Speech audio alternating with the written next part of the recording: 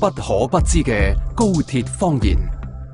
2009年立法會撥款前就話投資669億唔會追加，2016年梁振英政府就要追加194億，唔係就爛尾。2009年話西九直達廣州48分鐘，2016年就話去到廣州南站連停站要63分鐘，去市中心仲要加多半個鐘頭。2009年話一地兩檢係技術問題，必要時實施兩地兩檢。去到2016年，梁振英就話一地兩檢必不可少，公安喺西九執法不可避免。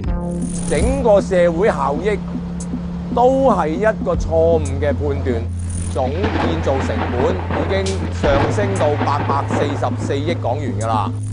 去到50年之後，整個項目仍然要虧蝕321億港元，係一個必蝕嘅項目嚟嘅。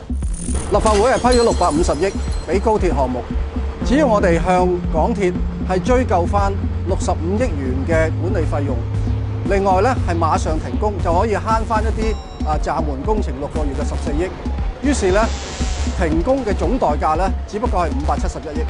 如果我哋繼續起落去嘅話咧，成個項目超支總共咧會844億，但係馬上停工嘅話咧就可以慳翻273億。如果停工，高鐵可以變身。西九站有成400萬平方尺嘅空間，相等於2個國金2期嘅面積。用一半嚟做地下商城，已經係全世界最大，市值約540億。另外嗰半可以做地下文化城，或者公共空間，甚至同西九文化中心連成一氣。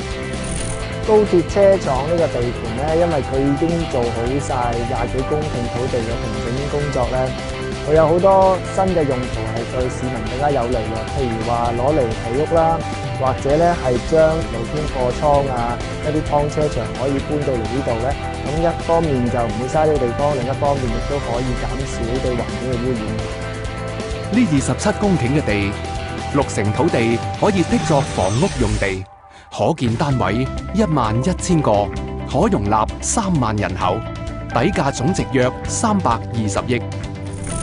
如果我哋睇個財務收益咧，續建嘅話咧，起碼咧係蝕700億；改建嘅話咧，起碼係賺100億左右。